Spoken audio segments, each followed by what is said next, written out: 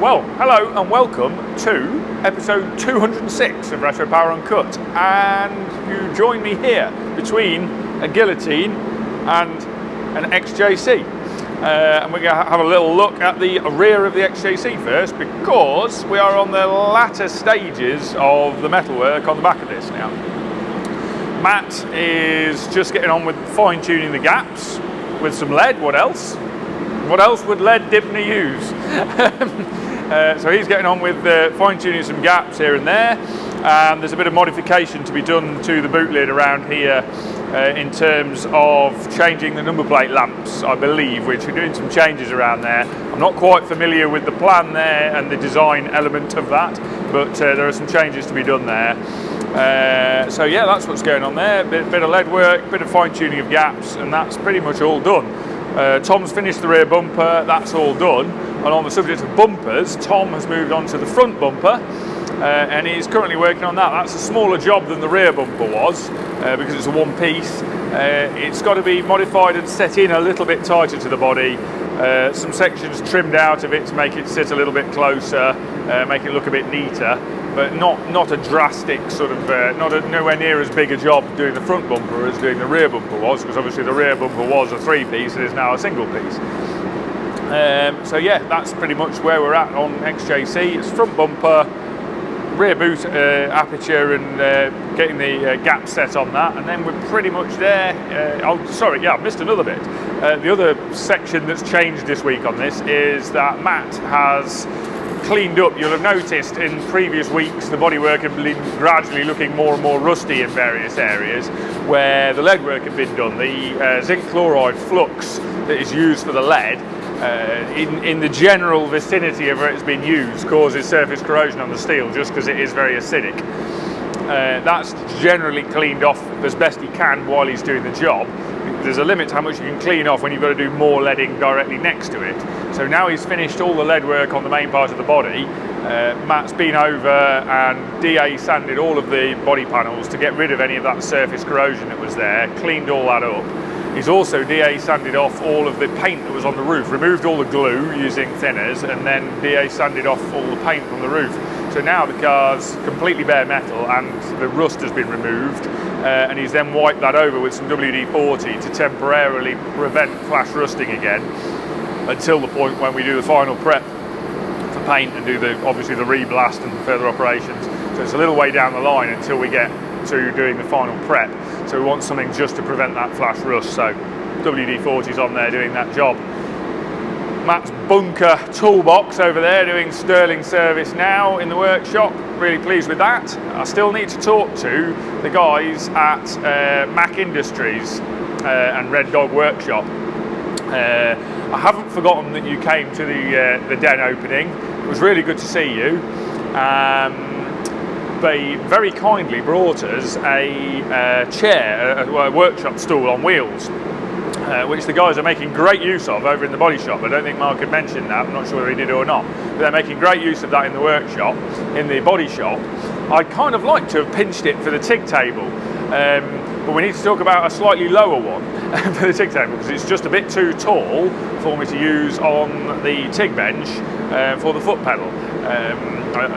But it's extremely good for them to use doing block sanding in the body shop, so they've pinched that. But yes, thank you very much to Mac Industries and Red Dog Workshop for that workshop stool that was brought up. Sorry I didn't get more chance to talk to you at the den opening. Obviously I was fairly busy at that point in time, but I will also be in touch. Now I'm getting a little bit more time to actually get on to sending some emails and getting my head around other things. We need to speak about the fixture table tops for these the bunker workbenches, because we're very, very happy with the bunker workbenches. Really, really good job. That's doing us superb. It's perfect for what we want it for. It's absolutely perfect. So now I think we want to look at doing a fixture table top for that workbench. That'd be a really good thing to have in the workshop. So thanks to all concerned, thanks to Bunker, thanks to Mac Industries, double thumbs up there. We just need to now work together and come up with a plan for the top for that. So that's for the future. I'm going to pick up my drink, but I'm not going to carry it all the time, because I know I spoke to a few people at the den opening saying, oh, you're always carrying that cup around, so I'm going to put it down for a bit. Right, we're going to move on from that and move on to Audi. well, Wasabi. It's not really an Audi, more of a Saab. On this, I've actually had a chance to spend a little bit of time on this week, not as much as I'd like because of doing lots of other things, but a bit of progress has now been made on this front. The door hinges that I talked about last week, the mini door hinges, I've parked them temporarily because I've been waiting for some parts. At the point of the parts arrived, I'd already transferred on to doing some work on this, so I will be revisiting the mini door hinges, but I don't want to keep picking up and putting down, so I've parked that job so I can spend a few days on this and get a little bit of progress made on this. And as you can see, incisions have been made and things have been started. We've got to take 137mm out of the floor pan on this car, and that isn't just a case of saw it in half in the middle, put it together and weld it back up again, because that wouldn't be very good structurally. We've got to do a reasonably sympathetic job of that shortening, and to that end there's quite a lot of unpicking involved. So there's a lot of spot weld drilling being done. Remove these inner sill reinforcer sections. They've been cut off further forward than where the shortening will take place, so the weld that will be made in those is well away from where the actual shortening will take place. This sill section here, which is 2mm thick steel, they're 2mm thick steel as well, surprisingly heavy duty. This will be shortened around here, and this original flange in the rear floor section will simply be moved forward by 137mm. So that's fairly easy to do. The complications are this pressing on the inner sill needs to be modified. Because of the way that fits with this rear seat squad pressing, various bits need to stay the same. So I've got to take multiple sections out there to get the 137mm out. And likewise on the centre tunnel, as you can see, that's all double skinned. These various bits, in fact it was actually triple skinned in the centre. That was the original handbrake surround that I've removed. That was the bit of tunnel that came off from there, and that was the underneath part of the handbrake surround which came off from there. And as you can see, a plethora of spot welds, that was sharp, plethora of spot welds, which has made getting those bits apart quite challenging. But it is apart now, and I've now got the next round of incisions to make. So I'm taking out a section of floor at the back here, which is actually slightly more than we'll be removing from the floor, because I need to remake the rear edge, just because drilling the spot welds out has pretty much destroyed it because it's incredibly thin steel. So we're going to remake that back edge, but I'm actually going to take the floor out much further forward because there's a secondary chassis rail underneath here, and it's tapered, and I want to shorten that further forward. So I'm going to take the floor off, get the floor out of the way, modify the chassis rail, put the chassis rail back together, then I can put the floor back on top. And because the floor is very easy to make, I'm just going to cut that piece out and scrap that and remake that whole section, that whole centre section of floor that goes in there. I'm just going to remake that piece. It's very easy to make, so we're just going to remake that bit. It's not worth trying to salvage the old piece with all the spot weld drill holes in it and being bent. It's undoubtedly going to get bent trying to get it off the spot welds. By the time we've done that, it'll be easier just to remake that piece of floor. So that's what's going to happen there. This piece had a bit of rust in it anyway, so that needs remaking, and it's going to be shortened there. So basically the floor both sides is going to pretty much be remade. The inner sill will be shortened. The centre sort of section of the sill here will be shortened. The centre reinforcer sill section will be shortened in a different place. And then obviously there's still an outer sill to go over all of that as well, which we will make.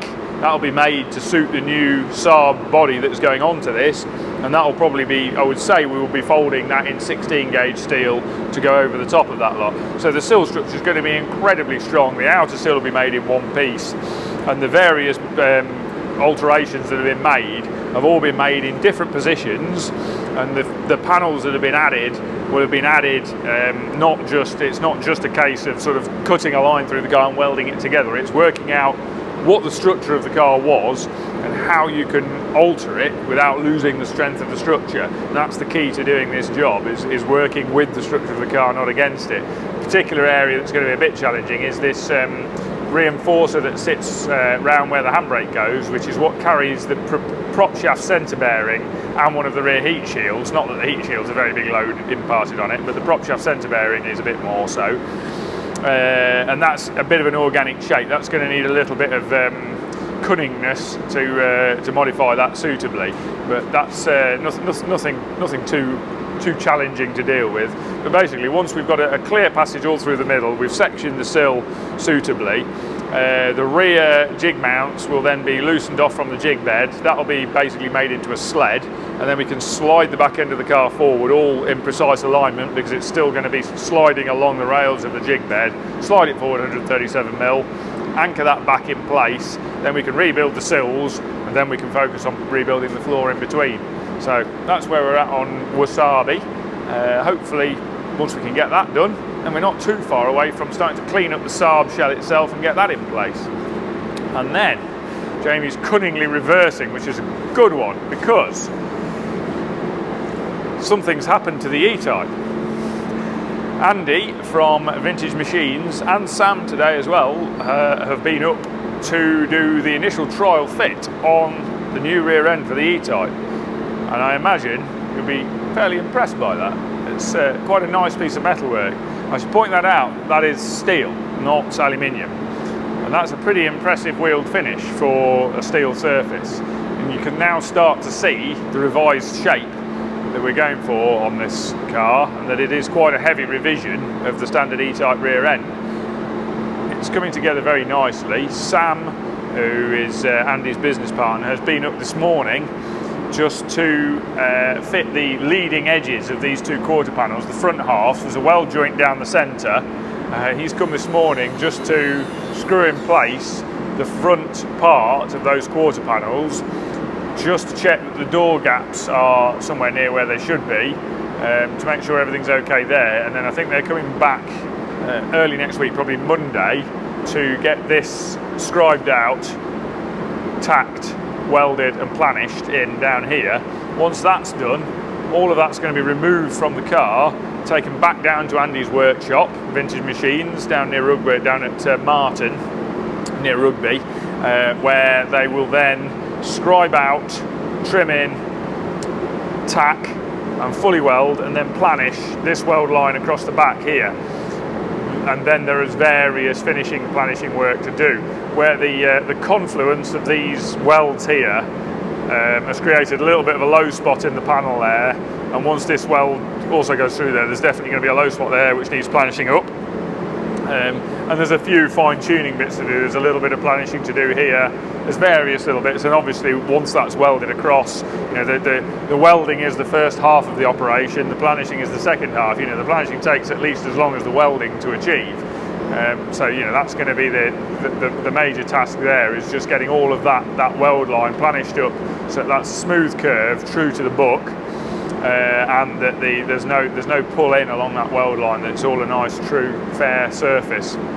I've talked lots about butt welding. I did a video of it on YouTube, so I'm not going to go on a big tangent on that today. If you're interested in how that might be welded together, if you have a look back through our autofocus episodes on YouTube, I did one on butt welding of repair sections, and it explains pretty well how one would go about doing that weld, and that'll be pretty much how Andy goes about doing the weld on that. It's pretty well explained in that video I did before, so I'm not going to go into that now. So that's where we're at on E-Type, so something to report on that one, which is good news. In the background, the Aston DBS is there, looking sorry for itself, and Luke has left a variety of spots stuck to it, because he has been doing various scanning operations on this and getting the scan data all sorted out for this. So that's why it's got its little spots on, because that's what Luke's been up to, but I think Cal will probably cover that. We also need to put a new valve on it. The valve's split, so we need to get that done so we can actually roll it around in the workshop. At the moment it's sat there with a flat tyre, so we'll just get that fixed shortly. But yes, work will be starting on that just as soon as we've got another project out of the way, so we can actually put some manpower onto that one. Which brings us on to Interceptor, and a whole variety of tasks going on there, which I'm not even going to pretend to be able to remember all of them, but I'll try and do a little whistle-stop tour through some of them, not forget too many. So firstly, I know that Stu has been working on the HVAC system foot vent duct, which is by necessity, due to the space involved, quite a weird looking thing basically. So Stu's done a little mock-up with some aluminium tube which is tacked together to fit into the space available and make it all able to operate, and then he's handed that to Luke so Luke could then turn it into CAD and 3D print. So that's been going on with the HVAC system. Bobby has been working on another little area in the back of the car where we discovered another couple of issues which he's also then been correcting, but his main objective was that we have an Alpine, now I'm going to be corrected on this because I can't remember what it's called, but basically an Alpine multimedia receiver or multimedia head unit which is mounted remotely in the back of the car that basically handles GPS signal for the sat-nav. I think it has the output for the sat-nav. It handles the remote media control that's mounted in the front of the car, so it acts as a media head unit as well. I don't even know what it's called, Cal will correct me on this, but basically that's mounted in a box in the rear bulkhead, and Bobby's cunningly used that box as a bit of a dual purpose thing, in that the rear bulkhead we discovered had no reinforcement. There are normally two top hat sections that reinforce that bulkhead. It's not the easiest thing to see from under the car, and we kind of overlooked the fact that it never had any reinforcement put into it, so it was a very floppy panel. So conveniently adding that multimedia receiver in there has then acted as the reinforcer for the centre of that panel, which has worked quite nicely. The welds have then pulled it and contracted and actually tensioned the panel up perfectly. So that's worked quite well as a dual purpose thing for putting that in there. I know then Bobby's also been working on another bit that I know we will have some footage of, is he's made the upper hose. I think we talked about the coolant system last week. Or we briefly mentioned it. He's now made the coolant fill point, which is like an enlarged swaged radiator cap neck that goes into the top hose, so that it's possible to fill the cooling system from under the bonnet. But as I mentioned last week, we'll go for a solid fill system with a siphon type overflow tank. And to that end, he's made the overflow tank. I don't think he made that last week. I think he'd started making that last week. Well, he's finished making the overflow tank now, and also made the mountings in the body shell for the overflow tank, and they're all fitted in. And he's then been going around just adding mounting bosses for things. So the front brake pipe ends where they go from the on the car line to the remote flexi line going to the wheel. He's added the mounting blocks for those, for the pipe clamps to fit, for the pipe mountings to fit onto. He's also put the bosses under the dash for the output controllers for the electric windows and the central locking that go under the dash on the driver's side, and various other bits of bracketry that I'm never going to be able to remember all of. And then in parallel with that, Stu and Bobby have also started the strip down work on the car, getting the car taken apart, hence it has no bonnet and doors on it anymore. Gradually all the bits of the car are being removed to get it all stripped down. At some point imminently it's then going to be moved onto the other lift, so that we can, well, I think the engine will get pulled out on here, and then the car will be moved to the other lift while it's still rolling, so that we can get it there on its wheels. And then on the other lift we'll drop the running gear out, and then with it in the air at a comfortable height we can then measure up for making the mountings for the rotisserie. Bobby's got a plan on the rotisserie, which is good, because I was struggling to come up with a plan, but Bobby's come up with a plan on the rotisserie. And it makes sense to me the way he's thought about doing it, so we can do that. We've got the material to do the rotisserie, so hopefully possibly next week we might be getting on to making the rotisserie. Then we can spin the car over and do all the finish welding, tidying and all of the finalising on the underside, and that'll be the end of metalwork. Will be somewhere in sight. The end of the tunnel will not just be somebody with a torch bringing more work, so that'll be good. Everybody will be happy, but not least of all the owner. Yeah, good progress. We're moving forward with very awkward, fiddly little tasks, which is good, because that's always the bit where it's very hard to keep moving forward. Very good. And on that note, talking moving forward, I'm going to hand over to Mark, and he'll take you through body shop and cosy progress. All right, welcome back to another week. Like I said last week, we would have it into primer. I wasn't lying. We're always on time in here. So yeah, we got this into primer Tuesday. Body panels went in primer Monday, when it goes? Monday, wasn't it? He don't know, he's like Alzheimer's kid. A day of the week. So yeah, like, as you can see, panels everywhere. These are all been dry sanded, this has been wet flatted. They're all dry sanded and wet flatted. So yeah, like dry sanded, like I've said before, 320, block it, and then we 800 wet sand them.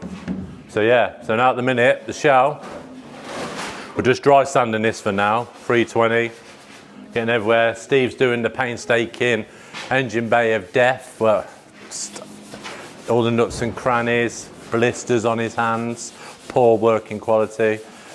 But yeah, so we're gonna get this dry sanded today. We're waiting for the stamp kit to, because obviously this is new old stock shell from the 90s. We've got to put the original chassis number in it off the other car, the donor car, the other Cosy.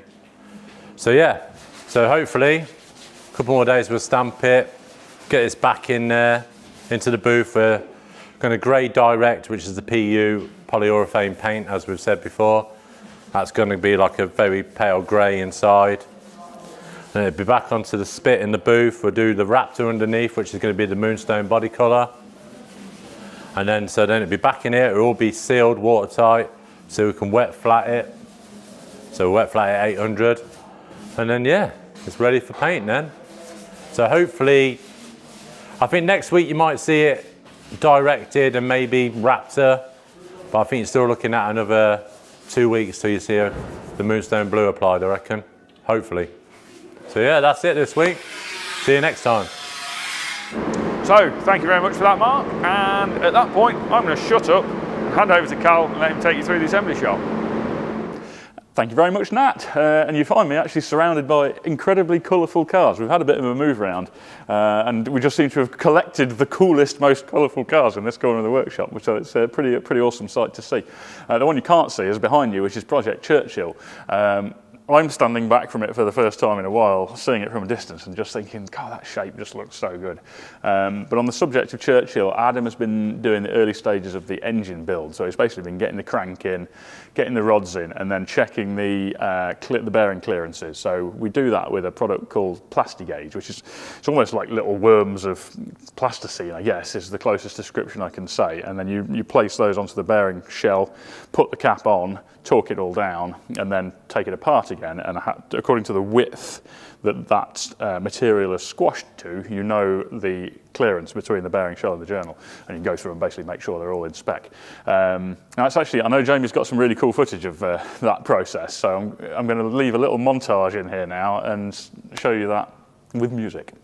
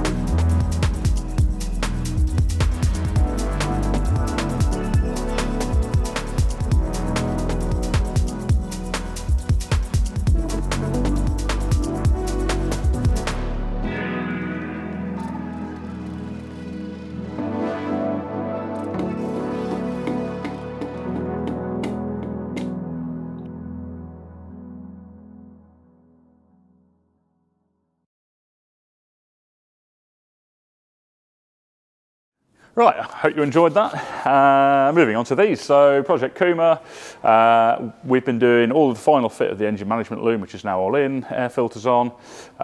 We've also been doing some more tweaking on the carbon boot lid, so basically preparing to get the final outer skin and inner skin mated up, which hopefully we'll get onto next week. And then I know that Jonathan has just finished machining the instrument binnacle for this as well. It's not here yet, but it should be, and that's been one of the hold-up items. So as soon as we've got that, we can get that anodised, then we can get it in, and that's pretty much the remaining piece of the interior. The rest of it's just ready to go in. So that is exciting. On Allegro's rear bumper. So it seems only yesterday we were talking through with Matt how we were going to change the shape of it, narrow it, sort of make it sharper and more pointy at the ends and kind of align it with the lights better. Since then, the body shop guys have had the bumpers for both, in fact the front ones as well, and they've all been painted satin black with a direct polyurethane paint that we use, Celimix product. So those bumpers have been fitted, look awesome. Also at the back end, the rear lights. So we're using the original rear lights. They were all in pretty much mint condition with the exception of one lens. So we have scoured eBay, and there's a surprising number of Allegro rear lights on eBay. So we were actually able to find a set that had what we hope is a good lens on there, and if not, we'll buy another set and get it until we do get a good lens. But in the meantime, we've painted the surrounds of those, the bits that used to be chrome, made up some new neoprene gaskets for them, and reassembled them. So they're basically all ready to go, apart from the one we're waiting to try and find a better lens for. And then Luke's been on interior-wise. We're kind of in the final countdown to the dash 3D printed parts being made. But we wanted to double check on the steering column position because we noticed the fitting position of it and the shroud, there's a little bit of scope for it to move one way or the other. And we wanted to just make sure 100% that we'd got that position right, and also that we'd allowed for the full range of movement on the tilt adjustment. So Luke's basically printed a little section, the bit of dash that just sits around that column shroud, so we could get that in there in its final position, move the column through its range of movement, make sure 100% sure we're happy with that.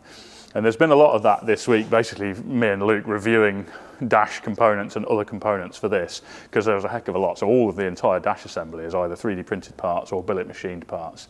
And we're just about to pull the trigger on all of that lot. So I just wanted to make 100% sure everything was spot on before we go ahead with that. We'd made allowances for all the leather, all the where the seams on the leather sit, just so everything's just so when it all comes through. And then Alex is carrying on upstairs with all of the loom design work. So he's just progressing through that now. He's just been doing a lot of procurement stuff, so getting all of the materials that aren't things we keep in stock through, ready to build those looms. So we should see some progress on those physically, probably over the coming weeks. So that is good. And then Camaro, so we fitted the last one of the rear electric window crank switches. So we're using these switches that basically you have the original window crank on, although actually in this case it's going to be a Ring Brothers version of that, a billet version. But then they are a momentary switch, so you just push it down slightly to lower the window, push it up slightly to raise the window. He's done the wiring for those, and then he's moving through with some other wiring jobs now, so rear light wiring still needs terminating, so it's doing that. We've got the engine management. So the engine management loom on this was actually done by a company called Spear Tech in the States. It's just a very cost-effective way of doing it and neater than the generic loom that comes with these Crate LSs, because the length of those looms is ridiculous. It's like they were built for a car that's about 10 metres long. And then he's at the minute just routing the little fuse and relay box and the OBD port wiring across to the passenger side, on the off side of the car, making some bracketry for that under the dash, so we've got kind of accessibility but hidden away on the fuse and relay block for the engine and the comms port. And yeah, we're just going to keep checking off a few things on this. I'm kind of excited that we've had a little bit of movement. Jonathan got a bit swamped with work in terms of machine stuff. That's why we've only just got the instrument binnacle actually through for Project Kuma over there. But also the door strips, which is the final bit to get the door cards together on this, and the main part of the centre console, we're all also awaiting machining. So as soon as they're here, we can check everything on fit-wise, get them anodised, and then we can get on with leathering the centre console for this as well. So exciting few weeks coming up on this one. In the CAD den, George has been on with Saab and tackling the bit that's been eluding us for a while, which is resolving the spoiler and the rear end a bit more nicely. We battled for a long while to get the quarters kind of pleasing and the way they were resolved at the back. And it kind of, us and the client both said, yeah, I think with there, 99% is spoiler and rear lights just to get the balance of the rear right. And that's been challenging us a little bit. We had this idea of doing this kind of LED matrix rear light setup, but then changed our mind a little bit on that and have gone back to more of a nod to the original light lenses, but with kind of a smoothed out smoked cover over it all. And then it's just the spoiler. And then as these things often go, we've battled and then come up with 3 designs, all of which we thought were quite good. We've whittled down to 2 now, and George is just in the latter stages of doing a rendering set of the 2 models that we're kind of happy with. And I'm pretty convinced that once we've done that, we'll send that to the client, and I think he'll be able to choose one. I'm actually completely torn. I don't know. From certain angles, I think one design looks better. From other angles, I think the other. But certainly between these 2 designs, I think one of them is going to be the winner. So it'll be exciting to finally get that kind of full exterior design to a point we're happy with on the Saab. And on that note, I think we'll pop down the den and see what's going down there.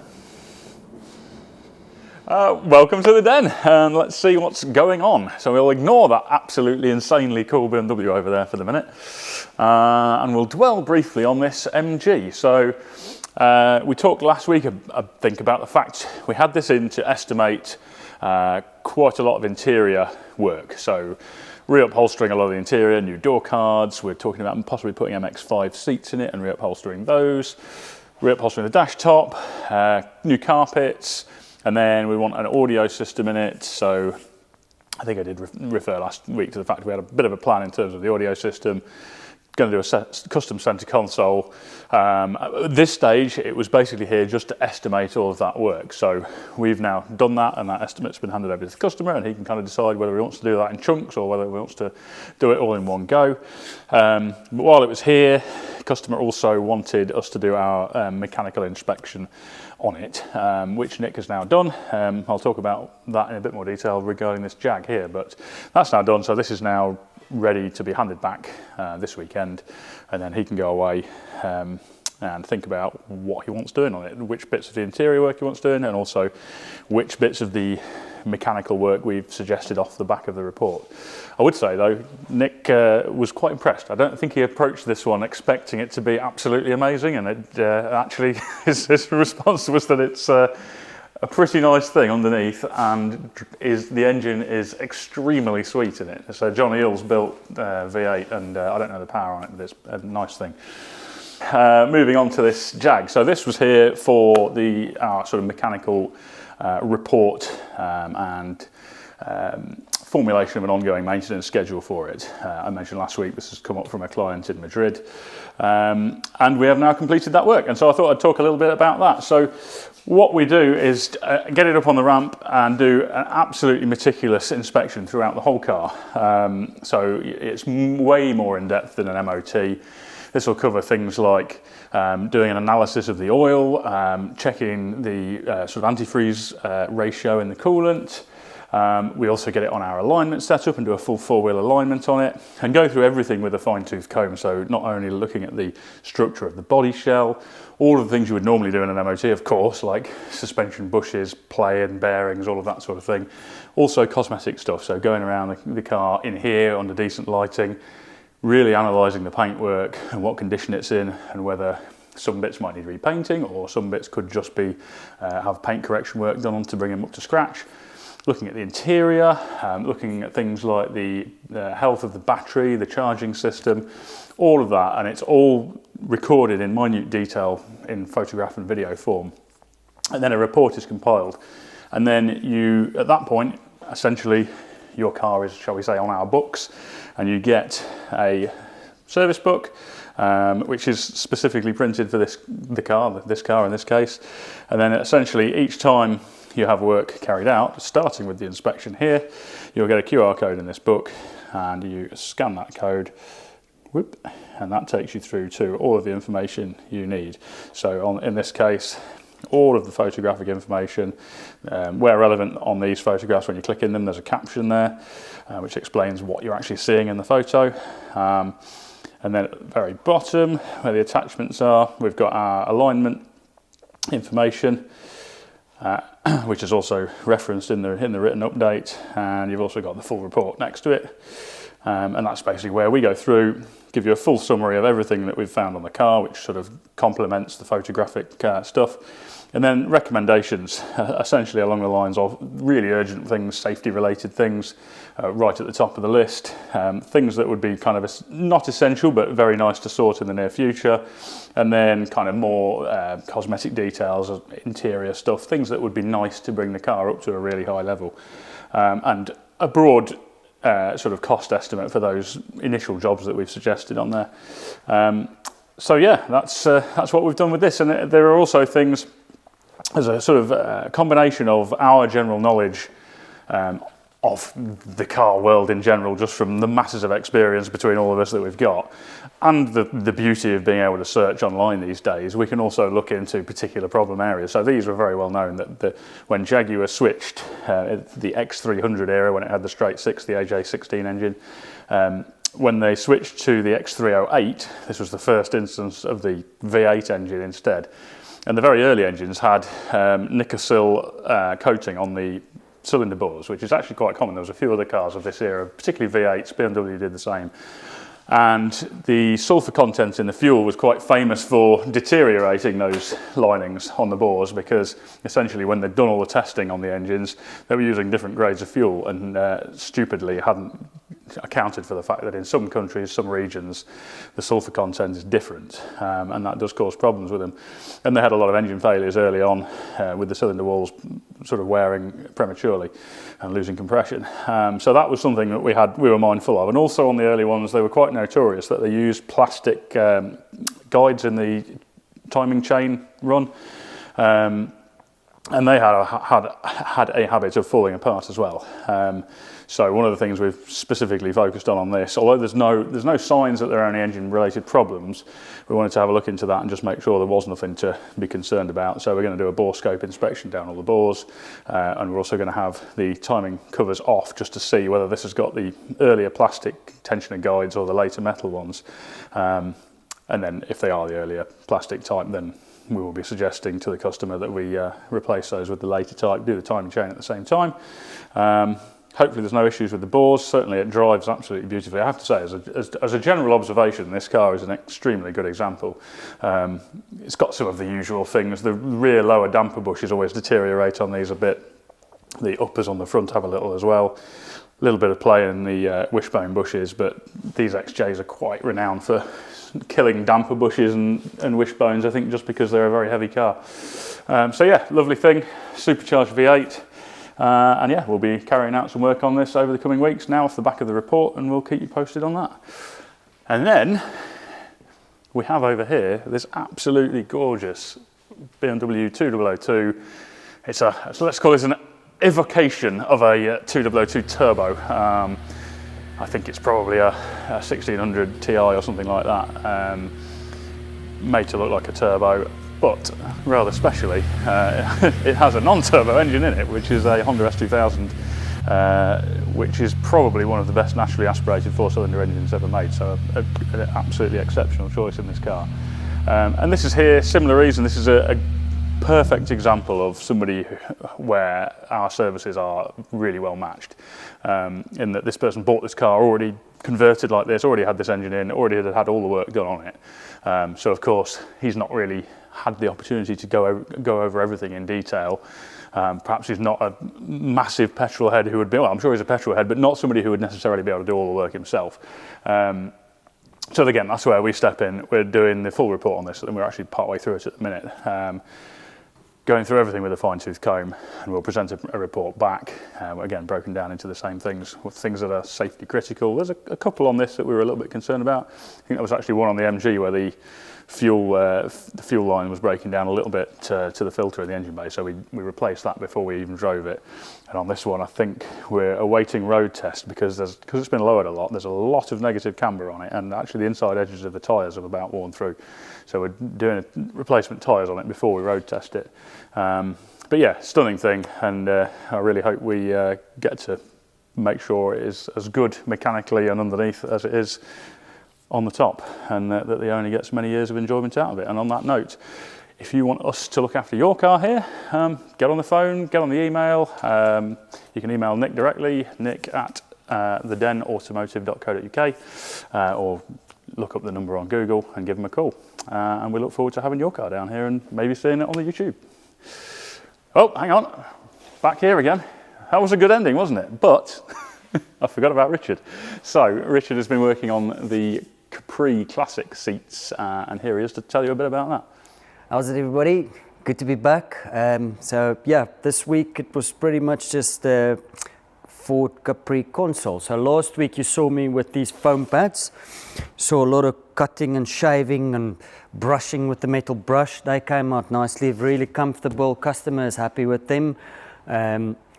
Nat and Carl has bought me a bandsaw. I think he's mentioned it, but unfortunately these were already done, so the next ones is going to be even better. So we'll hope so. We tested the bandsaw, it cuts through it like a knife through butter, so can't wait to get us some more jobs in, please, people, so we can play with some foam in the bandsaw. So what I've been doing is, after that stage, is obviously now we need to cover that. So because there's no pattern, so I made brand new patterns. I got to apologize, there's no, or not apologize, just mention, there's no footage of me doing that because the GoPro gave up on us. So we've sent that back. Hopefully we'll have another one soon, and then there'll be some extra things because Jamie's obviously running around at the other factory. So I've done some patterns. So this is what it looks like in the end. What I like to do is, I'm sure you've seen this, lots of you would have seen this. I would draw the lines where I want the lines. Then I use a bit of plastic, or you can use some calico. Then you wrap only the bit that you want. So this one, for instance, is this rear panel on the base cushion. That's where, so started off as a piece of plastic. I use the plastic because when I put the plastic on there, I can see through and I can see the lines, and then I mark my little notches. That helps you in the sewing process because you sew from notch to notch, because the material stretches a little bit under the machine depending on what material you're using. Is there backing on it? All those type of things. Anyway, so then a whole lot of pins. You peel the pattern, you take it from 3D to 2D. After you've got this, then you do your measurements, you make sure everything is lining up and short out. I usually pack it out on the bench like a puzzle, and you make sure that all the distances are the same. Once you've reached that point, then it's ready for cutting. Then it's like leather on the bench, mark the leather. First we grade the leather. There's some A and B and C areas you might have heard before. I can explain that. So we do that in production lines really. It's more body facing parts and non-body facing parts and completely hidden parts. That way your A being body facing, so that's all these bits. When you're sitting on the seat, everything that's directly facing your body. Non-body facing parts is, which is B areas, is the side panels. So it doesn't have to be great, but it still needs to be good, because for instance, if you open the door here, that's the first thing you see. So we don't want a nasty scar. Then it gets more interesting. The center console would, for instance, come up to there. So we'd split this one in half. That will be a C area. That will be a B area, because the center console is going to go there. So if there's a little imperfection in the height, I can cut it into there, because I know the center console is going to go up there. Nobody's ever going to see it, even when it slides forwards and backwards. Sometimes you've got to watch a little bit at the back, because when you slide it all the way to the back, this bit will be exposed. You don't want the passengers in the back, they're also important, to see a nasty bit of leather in there. A lot of cutting. We might do a little bit more of cutting one day, and I'll mark the hide up and I'll explain to you all the different defects, because that's a whole different thing. Cut the leather, but before I cut the leather, I actually cut a sample. I jumped a bit there. So because this is brand new and we altered the shape, I couldn't simply just strip this and do a reverse engineering, which I've mentioned before. And that is basically take this cover, strip it apart, and just use these as patterns. That's easy and quick. We've modified this to give it more support, more comfortable. Don't slide in the seat, a little bit more definition in the seat. So I had to pattern this up, make the patterns, make a sample. That allows me to then just tweak it here and there. Basically do a complete dry build of the seat, which is necessary, because these are the little side panels, and it's simple things like when you've put the foam in, the foam's always a little bit bigger. So I've made this cover. Then it's very important to then screw these things in 100%, not just half, because they then push down. And by doing this, it allowed me, I don't know if Jamie can see that, it allowed me to see, oh, hold on, this seam is not going exactly into the corner, which at this point I could alter the pattern, and we're going to make sure that this seam runs nicely in the corner, and this is just going to be a nice flowing line. Again, the devil is in the details. If I simply just went, I could have done this just one shot, cut the leather, done it, because there's a crease here or there, but with a bit of heat you could have gotten it out, but we like to get things perfect, so then this allows me to pay attention to those little details that makes it perfect. So yeah, very excited. Then I went on to cutting leather. I also cut some foam. What we do is we're going to laminate certain pieces of the leather, mostly the body facing parts, with a bit of scrim foam, different density. So you'll go 6mm here, 3mm there, and 0 on the sides, because it doesn't matter. And it also depends on your shape of your seat and where the leather needs to go. This is going to be a loose laminate, so I'm not using glue to glue the complete thing down. I need the leather and the foam to be able to move and to almost be able to bellow from each other, and then that allows me to heat it up better, it allows me to stretch it, and it will just plump it out a little bit more. It will allow me to not apply so much heat. You want to apply the least heat possible to your seat cover, because what you do is with the heat gun is you remove the moisture, and that makes it shrinks, but basically you're really aging it to get it to fit. So the better we can get this cover without any wafting with the heat gun, the closer we are to perfection, I'd say. So this is it. There's a sample. Going to cut some leather. You'll see some styling lines here. We've decided on a really cool perf. It's not just a normal straight. It's like some nice. I'm not going to spoil it now. I'll wait for it to arrive. We've sent a half a hide to a company. They'll perforate it, and then I can work out the width of this to make sure the perf lines, because it's this nice little staggered sort of vibe going on. Very cool.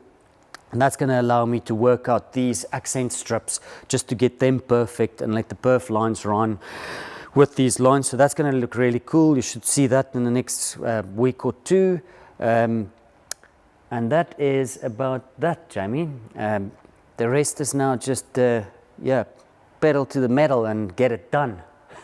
So I will see you guys next week. Thank you, Richard. And now it really is time to end the video, so we'll see you again next week. Cheers.